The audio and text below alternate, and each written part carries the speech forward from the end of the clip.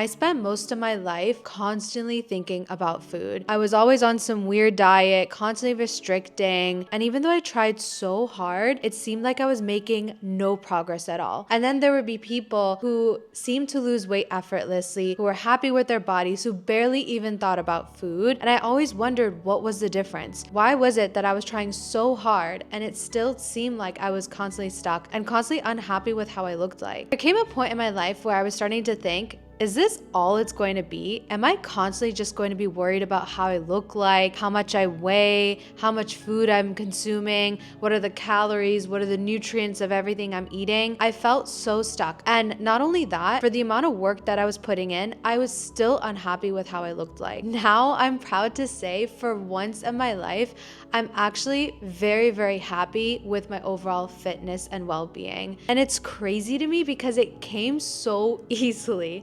It's only when I actually detached myself from constantly wanting to look good and focusing on my body that then the results came. I literally have abs, and that wasn't even one of my goals. And I'm not saying this to brag or anything. I'm just saying that goes to show you how easy things can be, how easy life can be when you actually change your mindset when it comes around your relationship with food. I never count calories. I never even think about what I'm eating. And in fact, food makes me really happy. It energizes me. And I have such a loving and beautiful relationship with food that I feel like it's so important to share with you guys because it can truly change your life. You'll realize that when you change your mindset, that you can have an easygoing life that's restriction free, that doesn't revolve around constantly counting calories, binging, restricting. You can actually focus on other aspects of your life. And not only that, but the weight loss will come easily and your body's gonna look so good and you're gonna feel so energetic and so happy. So if you're interested in that kind of life, then definitely sit back, grab some coffee, grab some matcha. I got my iced coffee here in this cute little mason jar. Okay, let's take a quick 5 seconds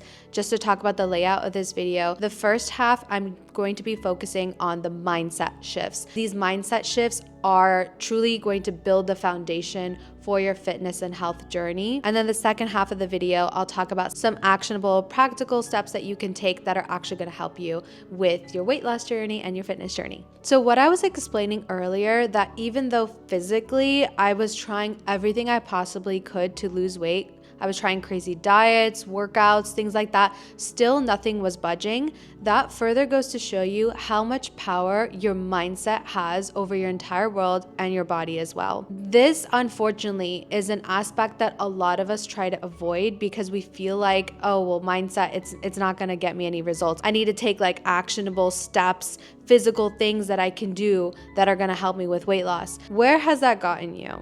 Like, I'm sure you've tried every diet in the world, every lemon water supplement. I'm sure you've tried all of that and still nothing's budging. And it's because your mindset, your subconscious thoughts, your inner reality of what you deserve haven't shifted. And that's why it becomes even more difficult to lose weight to attain your fitness goals. Let's talk about the power mindset has over everything in life, but particularly your fitness journey and your weight loss journey. So there's a study, it's called Mind Over Milkshake, and it's really cute.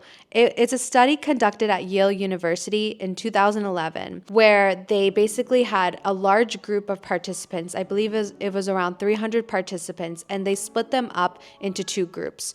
Group A and Group B. They gave both groups the same exact milkshake, but they told Group A that the milkshake was very high in calories, it was very fattening, and they told Group B that this is a very healthy and light milkshake, it's very low calorie. Then what they did is they tracked the level of the hunger hormone called ghrelin, and in Group A, where they told the participants that this is a very high calorie, fatty milkshake, the ghrelin levels dropped. And in Group B, where they told them that this is a very healthy and light milkshake, the ghrelin levels actually stayed the exact same. Now, let's just take a moment to realize how crazy that is. It was the same exact milkshake, and yet just telling them the contents of the milkshake had the capability to impact the hormones in their body. If you attach emotions of guilt, shame, and stress around food, it's going to literally impact the hormones and the absorption of food in your body. Whereas if you were to approach food in a loving manner with calmness and clarity, your body is literally going to absorb the food differently. Change your relationship with food from restricting to nourishing. So when I was going through a very toxic relationship with food, I would literally label food as good, as bad, as healthy or unhealthy. And I know a lot of us do that, hence the term cheat meal. When we label certain foods as good or bad, we are really creating this unhealthy relationship with it. And that unhealthy relationship is exactly what leads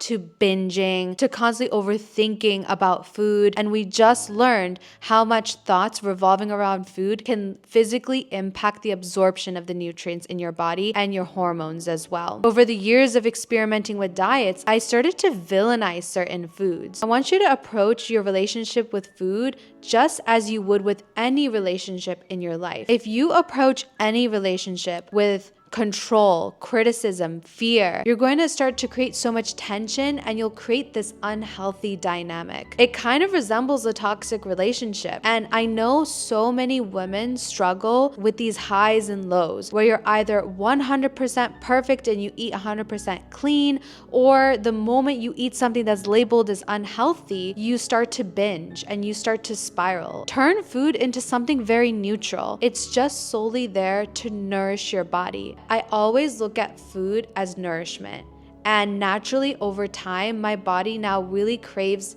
healthy food, like colorful, vibrant fruits and vegetables. I love eating as fresh as possible because I know that it's going to nourish my body. It's going to provide me with nutrients and energy, and it just becomes such a beautiful relationship. Okay, so this next point may be controversial, but stop counting calories. And I'm saying this specifically because I know the type of people to watch this video have counted calories so much to the point where you're documenting like every single bite that you've had. And I'm sure we all are familiar with MyFitnessPal, and we all brought our calorie count to the lowest amount possible, which I believe was like 1,200. First of all, when you look at the packaging, the calories are not even accurate, especially if you go in restaurants. The serving sizes always differ. Not only that, but our needs for calories waver on a day-to-day basis. And especially if you're a woman, it varies based on your hormones and your cycle, your activity level. So how are you going to ignore your natural body's signals and tell it that, no, I'm going to have the same amount of calories every single day, no matter how much my activity level changes or my hormones, it doesn't matter. So you're completely ignoring your built-in natural body system that, by the way, is perfectly designed for a measure that was completely man-made, that was tested in a lab. When you focus on something a lot and you stress over it constantly, it actually becomes harder to obtain. And I'm sure we've all experienced those nights where you just cannot go to sleep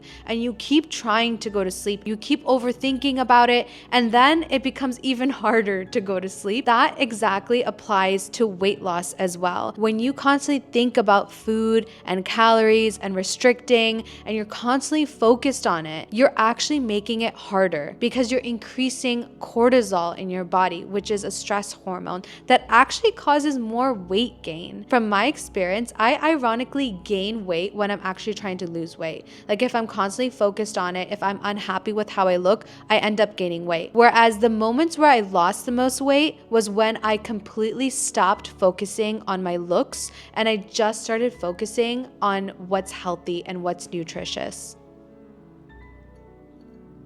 So now going on to my third point, and this probably has made the biggest difference when it comes to my relationship with food and my weight loss journey, was that I stopped using food to meet my emotional needs. Food can't fix your emotional hunger. Write that down. That is a bar. Food can't fix your emotional hunger. It may work temporarily to disguise any feelings of sadness or anxiety or grief. It may help temporarily, but those feelings are going to come right back and you're going to eventually have to face them. And if you don't and you keep numbing it with food, that's when you create that unhealthy dynamic with food, and that actually is going to lead to weight gain and all sorts of health problems. You do not need a sweet treat. Refined sugar is not essential for your body. In fact, anything above 20 grams grams of sugar, your body doesn't even know how to process. It's considered to be toxic. So no, you do not need that sweet treat. And I'm definitely guilty of this. After I've had a long day of work, or if I'm feeling really overwhelmed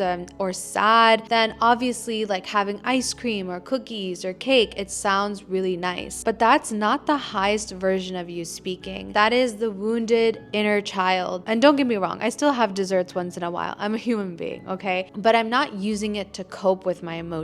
And how I fix that is by really developing other healthier ways to process and regulate your emotions. And my favorite way is going on walks. I love going on walks. It's like I cannot have a day where I don't go on my mental health walk. And I always feel better after I go on a long walk. Walking, journaling, meditating, when you start building these other healthier strategies to cope with your emotions, you're going to stop using food to fill that void. The last mindset shift I want to talk about is changing your mindset from lack to abundance. Now, this is going to be especially important if you grew up in an immigrant household where our parents, unfortunately, were raised with a mentality that food is scarce. So growing up, my parents definitely instilled in me the value of food and the importance of food and how it should never be wasted, how you should finish your plate, because if you don't, it's considered disrespectful and you're ungrateful for all the food that you have. While I understand the importance of appreciating our food, I don't think we have to show our appreciation of food by finishing everything that's on our plate. Making sure we finish everything that's on our plate unintentionally teaches us to ignore our natural body signals to tell us that we are satiated, to tell us that we're full and we need to stop eating. So if you always go by just finishing what's on your plate, you start losing the ability to tell whether you're full or not, because then you're not relying on your body's signals.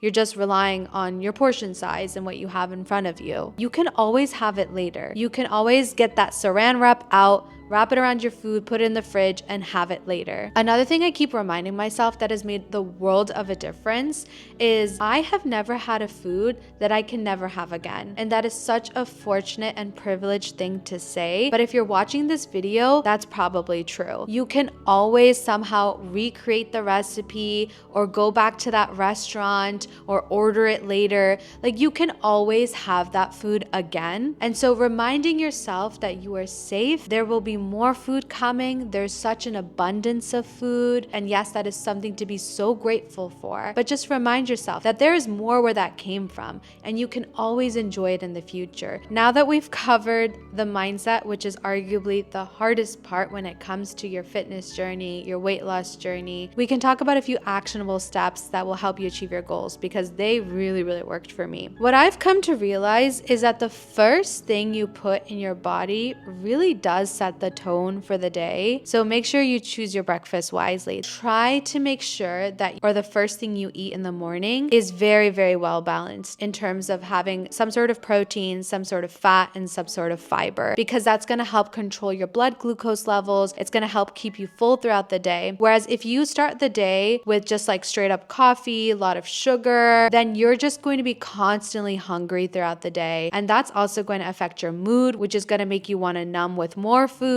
And it's going to be this constant cycle. So really most of your effort should go into making sure that that first thing you put in your body is going to be very nutritious and set the tone for the day. Another thing that has really helped me is cutting out processed foods and refined sugar. I could say probably 90% of what I eat right now is whole foods. There's very minimal processed foods. And how you know if something's processed, if it's in a package, it's processed, basically. Really try to eat as many whole foods as you can. And one way I do that is by going to farmers markets, and you just romanticize the whole process because you get to actually pick and choose what fruits and vegetables you want to eat. And then I just cut them up and I store them in the fridge. So throughout the week, I always have fresh fruits and vegetables to eat. Make everything at home, even if it's unhealthy. Even if you want cake or cookies or brownies, make it at home and from scratch, not the like Ghirardelli boxed brownies. Make it completely from scratch. That way you actively get to see what goes into your food. And also it takes a lot more work and energy. So So if you're craving like a brownie, you actually have to like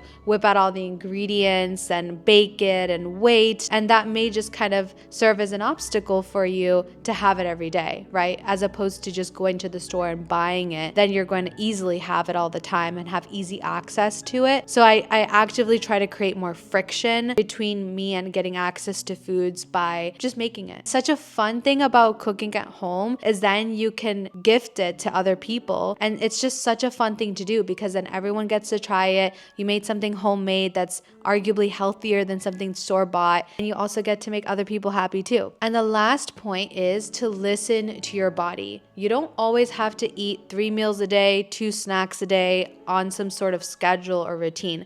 Like I was saying, your body fluctuates on a daily basis. Your hormones fluctuate, all depending on your sleep, on where you are in terms of your cycle, how much activity you've had during that day. So there are certain days where I may just have like one big meal and that's it.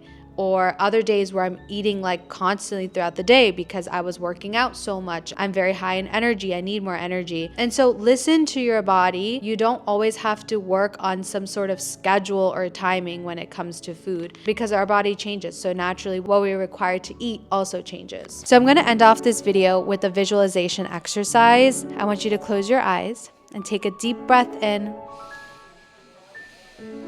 and breathe out. And one more time, breathe in and breathe out. And right now in this moment, I want you to forget about anything else. Just let those thoughts come and let them go. And just relax. Now I want you to visualize what the highest, most beautiful, radiant version of you looks like. What kinds of food does she eat? How does she move her body? How does she dress? How does she feel like?